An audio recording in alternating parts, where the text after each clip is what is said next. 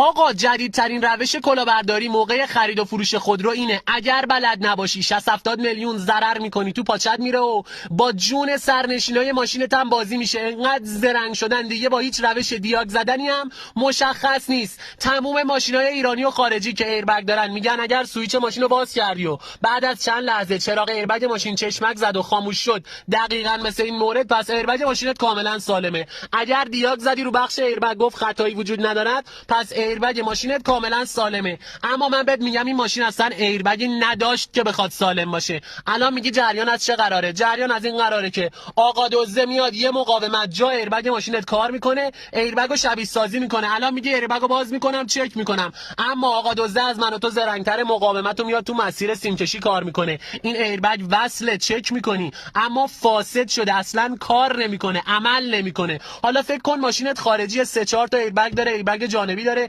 کمربند پیشکشنده داره. چقدر میتونه برات خطر آفرین باشه، چقدر میتونه برات هزینه ساز باشه. خب چی کار کنیم؟ اگر میخوای یاد بگیری دقیقاً این مقاومت چیه و چجوری بفهمی ماشینت از این مشکلات نداشته باشه، این ویدیو رو برای 5 نفر بفرست، یه کامنت هم برام بذار مقاومت. به محض اینکه اون 5 نفر ویدیو رو ببینن، یه ویدیوی آموزشی خفن میاد دایرکت تو، کاملا بهت آموزش میده.